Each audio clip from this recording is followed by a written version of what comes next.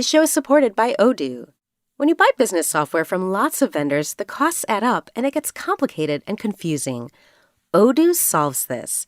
It's a single company that sells a suite of enterprise apps that handles everything from accounting to inventory to sales. Odoo is all connected on a single platform in a simple and affordable way. You can save money without missing out on the features you need.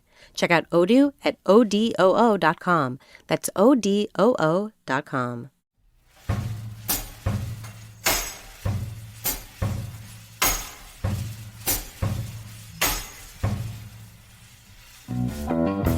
Hey, it's Trey. And I don't know about you, but I've been thinking a lot about crime lately. Specifically, the role that crime and the criminal justice system play in our society. Our criminal justice system is at a pinch point. The debates about how crime should be charged, prosecuted, and prevented burn hot. Just look at the reaction to President Trump's use of National Guard troops in the District of Columbia. Regardless of how you interpret crime statistics, seeing armed soldiers on U.S. streets is startling. Meanwhile, the leading parties of our democracy are locked in a battle over the limits and purpose of our criminal justice system. But I wonder how much our democracy and our criminal justice system impact each other. How do you protect such a fractured public? And is justice possible in a country that can't agree over who deserves accountability? I'm Trey Kay, and from PRX and West Virginia Public Broadcasting, this is Us and Them, the show where we tell stories about the things that divide us. Recently, I found myself making a cold call to California. And apologies if we sound like a bunch of boneheads asking the questions. No, you don't sound like boneheads at all. I mean, this is, I think your interests are exactly the same as mine. And then those are the things that made me write the book. That's David Sklansky. I'm a law professor at Stanford, and I teach and write about criminal justice. And at one time you were a prosecutor. When did you, or how did you realize that you wanted to become a prosecutor? I was a federal prosecutor, an assistant U.S. attorney for 7 years. And I didn't go to law school thinking I wanted to be a prosecutor. And I didn't graduate law school thinking I wanted to be a prosecutor. I went to law school thinking I wanted to be an environmental lawyer because I had a science background. If I imagined myself doing criminal work when I was in law school, I would have imagined myself as a defense attorney. But my first two jobs after law school were clerking for judges. I saw a lot of criminal cases from the judge's perspective, and I saw how important and how challenging the prosecutor's job was. I found myself often getting angry at the prosecutors for not doing a better job pursuing justice and also honoring constitutional rights. So soon after I finished my clerkships, I got a job working as a federal prosecutor in Los Angeles, took the job and loved it and spent 7 years there. What was your view of the criminal justice system? I believed in the mission of the United States Department of Justice. It made me proud to go into court and say that I was there representing the United States. But at the same time, Sklansky found America's criminal justice system deeply flawed, plagued even by unfairness. Racial unfairness, class unfairness. I thought many of the sentences were overly severe. I still think all of those things. But I also thought that the mission of law enforcement and the mission of public prosecution was an important mission. Sklansky was a prosecutor during the height of the war on drugs during the 1970s, 80s, and 90s. He specialized in white-collar crimes, which are mostly financial. I didn't do a lot of drug cases, but I did some drug cases. That required thinking in every case about what statutes it would be fair to invoke, what statutes it did not make sense to invoke. It was clear to me then, and it's clear to me now, that in enacting long mandatory sentences, Congress did not intend for those laws to be invoked robotically. They were relying on prosecutors to use them selectively. So I thought it was an important part of my job to be as conscientious as I could in figuring out which laws should be invoked in which cases. And that required not just giving a lot of thought myself, but also talking to a lot of people, talking to other people in my office, talking to defense attorneys, and listening to judges, and trying to be thoughtful. It meant not just reflecting myself on what justice called for in particular cases, but then arguing with my superiors, with my colleagues, with the law enforcement officers that I worked with, and continually assessing what to do when I remained in disagreement with people. In the time that when you were a prosecutor in the late 80s and the early 90s, and I would even say probably going back to the 1970s, I think that you basically present in your book that democracy is not what created that turn of event or those policies, but democracy under specific conditions. Can you explain that to me? I think that the relationship between democracy and criminal justice is very deep and also complicated. First of all, the connections are of several different kinds. I think that effective criminal justice policies rely on democracy. I also think that democracy relies on effective criminal justice policies. And in order to understand any of this, you need to think about democracy in the right way. Okay, let's start from square one, beginning with Sklansky's definition of democracy. You need to understand democracy as a system for allowing people with different commitments and different views to work together to arrive at collective decisions and to leave room for dissent. If you have that view of democracy, that's very different from thinking of democracy as making sure that the people get what they want or the community is in charge. I have to stop Sklansky here because at first, this idea confuses me. I mean, how often do we turn on the TV or scroll on our phones and see somebody promising exactly that? I mean, what's the problem? That view of democracy, that democracy is basically just a conveyor belt. You take what the people want. That's never been a particularly attractive view, and it's become an even less attractive idea of what democracy means over the last couple decades as the country has splintered apart, based on the idea that the people want one thing, and if you don't want that thing, you're not really part of the people. Because how can you determine the will of a singular people? Yeah. You can't. You can't. But the thing is, we hear this idea constantly, and we hear it from a very early age, and I think we can learn to forget what we knew initially, which was that it doesn't make any sense. It's very easy to get to a point where your idea of what democracy means is a set of policies or an approach that is deeply antithetical to what half of your neighbors want or half of the other people in the country want. You've thought a lot about how we as a country disagree on the point of the criminal justice system, how it should be used. How did you realize that you needed to focus on that phenomena in your work? Well, I'd say that the more I thought about criminal justice, the more it seemed connected to democracy to me in various ways. One way it was connected with democracy was that a lot of what was wrong with the criminal justice system was the result of laws that had been enacted through democratic procedures, like the mandatory sentencing laws for drug offenses that I enforced when I was a federal prosecutor. During this time, a new way of thinking about crime was emerging in America. Politics in the United States towards the close of the 20th century and the beginning of the 21st century became dominated by a certain set of attitudes about public safety, about how to think about other people.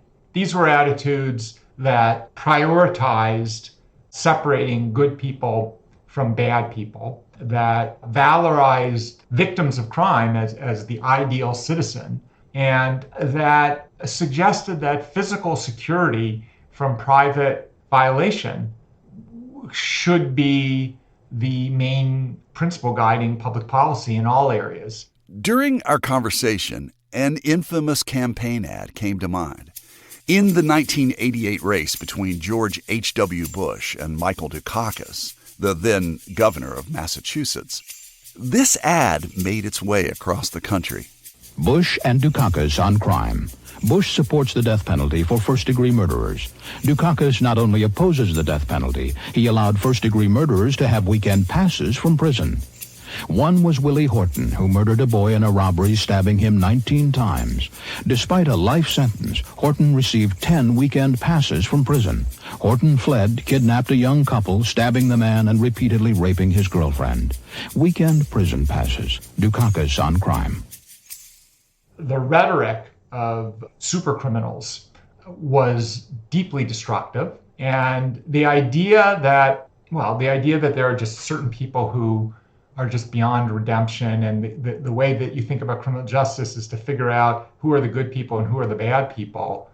That's a deeply mistaken and deeply corrosive view. And the way we got to a culture of control, the way we got to governing through crime, was in part by Democrats in the 1980s deciding that they couldn't be out-toughed on criminal justice. This growing culture of control affected nearly every facet of American life. Schools, particularly in poor areas, became highly policed in ways that they had never been before. It had huge implications for communities, the physical design of communities, child rearing practices inside of communities, the degree to which children were allowed to play freely. This way of thinking helped to drive overly punitive approaches. The war on crime in the 1980s and the early 1990s, the development of highly militarized policing strategies, especially in the wake of the terrorist attacks of September 2001. The impact of all of those factors on politics was monumental. Even after high-profile crime policies like the war on drugs ended, America still pursued a tighter grip on feeling safe. All of these developments changed the way Americans thought about safety and its role in their lives. Those cultural patterns were ultimately part of what gave space for and helped fuel the rise of the populist right. If your way of thinking about the world is it's super dangerous, and the main thing is to avoid criminal victimization at the hands of really bad people who are out there, that makes you more sympathetic to the appeals of a would-be tough man who says, I alone can help protect you. What you need is not more deliberation. You don't need more democracy. You don't need more talking to your neighbors. You need a tough guy to come in and protect you from the bad people. I was just watching, for some strange reason, prior to this interview, I was just watching a documentary on the Manson murders. No matter how long some of these people would be incarcerated, no matter how many things that they do in a system that at least on the surface is supposed to be about rehabilitation, that doesn't seem to be what our electorate wants, right?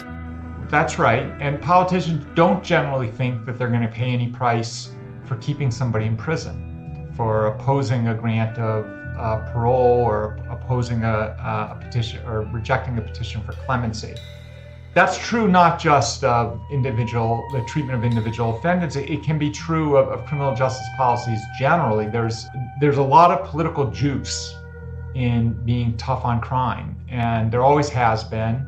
That does make it easier than it should be to enact policies that are needlessly draconian, that are punitive just for the sake of being punitive. The Trump administration is a kind of cartoon exaggeration of this problem, saying, like, why don't we reopen Alcatraz, which makes no sense on any possible dimension except possibly political symbolism. You're kind of pointing out something that seems kind of bizarre, that it's safer to be tougher and crueler, at least for the politician. It generally is, not always. We went through a period of a decade or so when politicians began to feel significant pressure to show that they were alert to the harms of the criminal justice system and that they were in favor of a more balanced and nuanced approach to criminal justice. However, that period of balance and nuance has given way to increasing vigilance and the use of military force in American cities. After a break, we'll look at what our criminal justice system might be able to tell us about the state of our democracy. You're listening to Us and Them. This show is supported in part with a grant from the CRC Foundation and the Just Trust.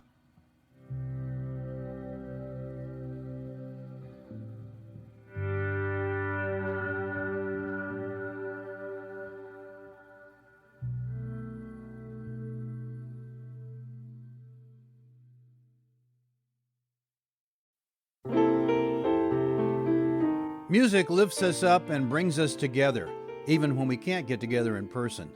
Mountain Stage brings you live performances on the air, online, and in our podcast. They remind you how it feels to be in a live audience listening to live music. This is Larry Gross, host of Mountain Stage. Find a link to our stations and our podcast online at mountainstage.org.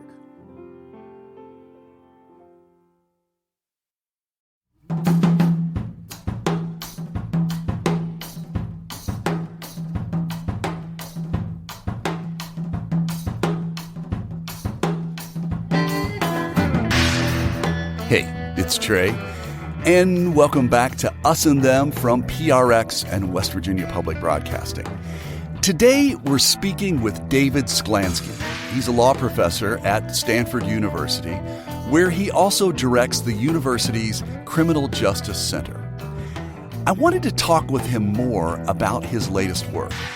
It's a book called Criminal Justice in Divided America: Police, Punishment, and the Future of Our Democracy.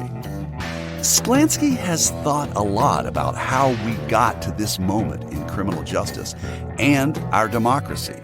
We could spend an entire series delving into that, but we wanted to cut to the heart of how he sees our criminal justice system at this moment. During the conversation, our producer chimes in with a question. I want to get a little bit imaginative here. Let's imagine a world where aliens were actually real and they come into the sky and they beam down from their saucer and they're here to pay us a visit for the first time, having really no previous context other than like radio sounds maybe. How would you describe our criminal justice system to these life forms? Well, I think that they would be stunned by a lot of things about the criminal justice. They would want to know, why do you have so many people locked up? Why are those people subjected to conditions that seem so cruel and inhumane? At the same time, they would want to understand, what are we doing that results in so many people being victimized by assaults, homicides, thefts, hate crimes, domestic violence? Where is all that coming from? And why don't you do more to stop that stuff from happening? Some of that isn't about the criminal justice system. I think that the roots of criminal offending go well beyond what the criminal justice system can address. But if I was trying to explain all this, I would want to explain the good motives that lie behind a lot of the criminal justice system, but I'd also want the aliens to take a look at other parts of the globe so that they would see, for example, that there are many places where prisons are not nearly as brutal and inhumane, that there are places where policing looks different. They would see that there are places that are less violent than the United States, and they'd see that there are places that are more violent. And many of the problems of the criminal justice system in the United States are problems that are faced by other criminal justice systems, but there are some things that we do particularly poorly, and that we could do a lot better. In your book, you describe all four components of our justice system: policing, prosecution, adjudication, and punishment. And then you say that those things are off the rails. Where do you think would be the best place for us to focus our attention to where it could benefit from reform?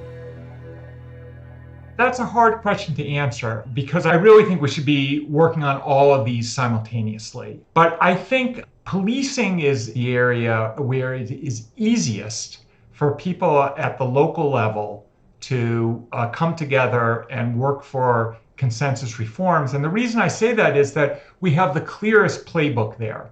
If you're somebody who wants a more balanced, more inclusive approach to criminal justice and to governing in general, if you want to work for solutions in your community that can draw support from people who disagree with you politically about lots of other things and will help to make people in the community safer and also protect people from unfair and overly harsh government policies, policing is a good place to start because we have the playbook.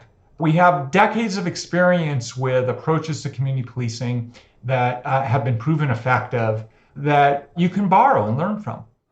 See, that's interesting you say that because I was going to predict that you might have said prosecution and in particular plea bargaining, because so many people who really don't really know or understand the system are kind of encouraged to take a plea bargain, and we don't really go through and have that experience of taking things to trial. I mean, maybe that's expensive, but I was thinking that you might have said something like that. I don't think that we have as many off-the-shelf solutions there. The problems of prosecutorial power are deeply woven into the traditions of our criminal justice system, and addressing those problems will require innovations and experiments in a way that police reform doesn't. I want to lead with things where we can build capacity. You do that by working on things where you can succeed. Prosecution requires a little more imagination, a little more thinking outside the box, and which I think we should be trying to do at the same time. So if you want jury service to be better in your community, there are things you can do, and there actually are approaches that have been tried and proven effective elsewhere in the country, but it's harder to find them. The question that I have, we are living in a polarized America where there are social and cultural divides. How does that impact our criminal justice system? But I'm going to ask another follow-up question, because you brought up the idea of that if you were to show these aliens different parts of the world, there's culture war divides in Norway and other parts of the world, but for some reason, the way we deal with these divides here in America, at least your book suggests, is having an impact on our criminal justice system. The negative impact is that we are advancing criminal justice policies that are likely to fail and likely to cause huge amounts of needless suffering. And they are likely to fail in part because they lack broad support across the political spectrum. Criminal justice policies need time to work. One problem with polarized politics is that it tends to swing back and forth. And whatever party is in power at the particular moment doesn't see that. It's easy to think, no, we're building a permanent majority, but it never works that way. It doesn't work that way at the local level, and it doesn't work that way at the national level. So if you try to build criminal justice policies based on views that half or more than half of the American public finds repulsive, it's not going to last. It's not going to have legs, and without legs, it can't work. And it usually turns out that if most or half of the American public find a certain set of criminal justice policies repulsive, it's for good reason. It's because it either doesn't take seriously the harm of criminal offending and what it can mean for victims, their families, and the places that they live, or that it doesn't treat people who are arrested or convicted as human beings, doesn't recognize the potential for failure in any decisional system, and doesn't recognize the possibility of redemption in any human life. You argue that the failures of our criminal legal system are not just moral or practical, they're also political. So, how exactly do they endanger American democracy? First and foremost, I'd say by attacking the conditions that make pluralistic politics possible. It's very hard to have faith in the basic project of collective self-government if you don't feel a minimal level of safety in your daily life. It's very difficult to have faith in the project of collective self-government if you think that the police utterly fail either to protect you or to be fair and to treat you fairly based on who you are and to treat your community the same way that they treat other communities. It's true the court system, prosecutors, judges, probation officers, the criminal justice system is for many people, particularly people towards the bottom of the socioeconomic scale, but not just those people. The criminal justice system is often the most powerful, most salient way in which government interacts with their daily lives. When those aspects of government fail, it undermines the trust in government and the trust in politics that I think is essential for pluralistic democracy. So that's one way in which failures of criminal justice threaten democracy. So if we were going to look at these four pillars of our criminal justice system, and we were going to be trying to effect a change, you'd be trying to do this reform in a very extreme cultural moment around justice, at least from the leading political party in this country. I guess my question to you would be, what distinguishes the Trump era of authoritarian populism from earlier versions of the conservative law and order politics? A lot, I'd say, but one particularly troubling way in which the Trump administration departs from past conservative approaches to criminal justice is by dropping any concern for local autonomy. The Trump administration has made very clear that it's in favor of communities being able to handle criminal justice the way they want to, as long as the way they want to handle criminal justice is what the Trump administration wants them to do. The tradition of localism in American criminal justice is very, very deep. One of its strengths is that it's a strong protection against an authoritarian government. And I should say, by the way, that this is a view that has long been held by people across the political spectrum. One person who thought this quite deeply was J. Edgar Hoover, the longtime director of the Federal Bureau of Investigations, who is nobody's idea of a civil libertarian, but who was vocal throughout his career in saying that the FBI wasn't and should never be a national police force because that was an important protection against authoritarianism. But if there's a prolonged period of time where people on all stations of the socioeconomic ladder are feeling there's been an erosion of trust in the criminal justice system, I mean, how long can that sustain itself? I don't think it can. I don't think that we're past the point of recovery, but I think it will take some work. I think that the conditions for democratic self-government have been eroded for a long time, and the Trump administration in many ways, along many dimensions, has been accelerating those processes of erosion.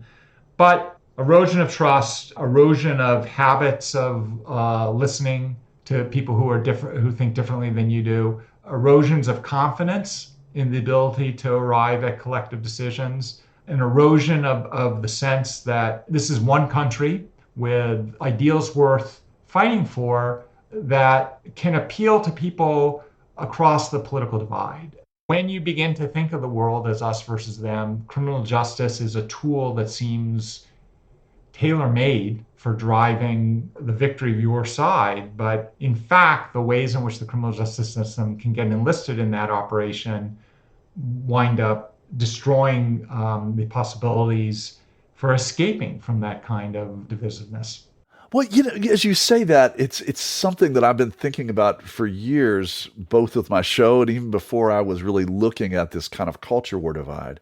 Sometimes I wonder if the division in America is between people who see things in a very, very clear way, and there's a very clear, unambiguous approach, and there's another group of people who are more comfortable living with ambiguity. That is possible. That's an old idea. In the wake of the Second World War, a lot of psychologists and sociologists who became attracted to the idea that there was something called the authoritarian personality. There were certain people who just were predisposed to this. They liked being led. They didn't like thinking for themselves. A lot of that thinking was later discredited. There are a lot of people who still think that there was something to that view. I will say this is completely unsystematic, but it's just based on my own experience talking with people. And I think that I think most people, if you think about your experiences talking with people that you encounter, not on TV screens or on your smartphone screen, but in real life where you can talk to them. We all think that we understand people on the other side of the political spectrum better than we do. Democrats think that they know what Republicans think, and they don't. Republicans think that they know what Democrats think, and they don't. And this, I have to say, jives with my own personal experience, which is that whenever I talk with somebody who is a Trump supporter or who disagrees deeply with me about things, I don't tend to find that they say exactly what I thought they would say. They always wind up saying things that really surprise me, that I wasn't expecting. The unexpected things that they say are not always things that I agree with. It's just that their thinking is more different than I expected it would be. And all of that is to say that I think it is possible that there are people who just are less comfortable with nuance and ambiguity. But I also think it's certain we all have a tendency to think that people who disagree with us have simple, unnuanced views, when often they don't. Sklansky says embracing a sense of nuance in America's views on crime isn't some boilerplate piece of advice. It was a frequent occurrence during his years as a prosecutor. I regularly was exposed to those views when we picked juries. So I sat in courtrooms and heard lots and lots of people who were brought into court talking about how they thought about criminal justice, how they thought about drugs, and how they thought about drug law enforcement. It wasn't one side or another side. Most people had nuanced views. Many people thought drugs were ravaging their communities. They wanted something done about it, and they thought that law enforcement needed to play an important role in that. But at the same time, they believed in constitutional rights, and they were not in favor of excessive and gratuitous cruelty. Were you hearing something that perhaps was very different than what you were hearing during political campaigns? Yeah, it was less about the other side is wrong and more about this is a problem that we need to wrestle with. And I think, by the way, that polling results, not just polling results from when I was a prosecutor, but more recent polling results consistently show that in general, there's a broad consensus of Americans favoring approaches to criminal justice that are more nuanced, more middle of the road than those adopted by politicians on either end of the political spectrum. And when Sklansky looks back on those memories, he doesn't automatically diagnose them as signs of an increasingly troubled country. If anything, he finds those experiences hope-inducing, even in 2025. The reason why I think there's room for hope, the reason why I do have hope, is that criminal justice is an area where there is lots of room for people to come together across political divides, across racial divides, across socioeconomic divides. There are lots of people toward the right of the political spectrum in this country who think that our prisons have way too many people in them and that many of our sentences are too severe. There are many people towards the left of the political spectrum in this country who think that levels of criminal offending are too high. There are approaches to dealing with concerns about crime and concerns about excess severity and unfairness in the criminal justice simultaneously. These aren't just hypothetical approaches. These are proven approaches. I mean, we have decades of experience with community policing strategies that have been proven to work. We have a jury system in this country that is broadly supported by people of all races and of all political persuasions. Sklansky even thinks juries are an unsung powerhouse for democracy. Not just because jurors come from the community, but because serving on a jury trains people in the kinds of skills and habits that we need if we want to have a true pluralistic democracy. In his view, we don't leverage the power of juries nearly enough. We don't work seriously to ensure that jurors are broadly represented. We don't work as hard as we should to make sure that everybody can serve on a jury. I think that the excessive political power of prosecutors is something that both the left and the right, for different reasons, are now sensitized toward. So I think there's lots of room for addressing the power of prosecutors in bipartisan ways. We need leaders who will try to forge these consensus approaches. The rest of us need to do what we can to make sure that those are the kinds of people we elect and that they know those are the kinds of solutions we want. It would be easy to assign all of the power and the responsibility to only politicians and law enforcement. But Sklansky says the rest of us need to do our part in pursuing reform by electing lawmakers willing to have these complicated conversations and really listen to others. Folks who can take earnest swings at solutions, even when they aren't politically convenient. That's the kind of democracy I'm trying to live in. What about you?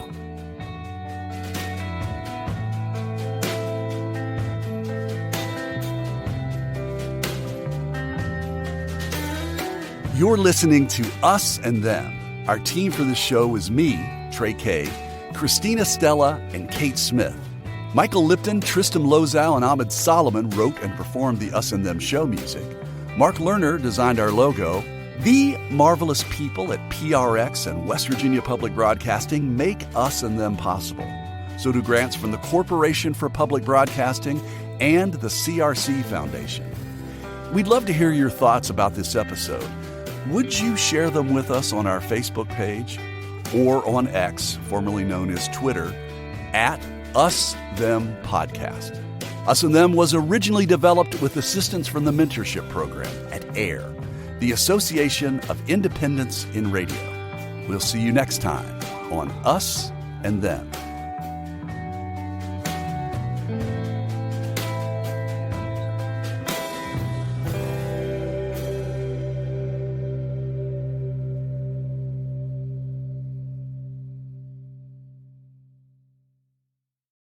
Support for this podcast comes from the Corporation for Public Broadcasting.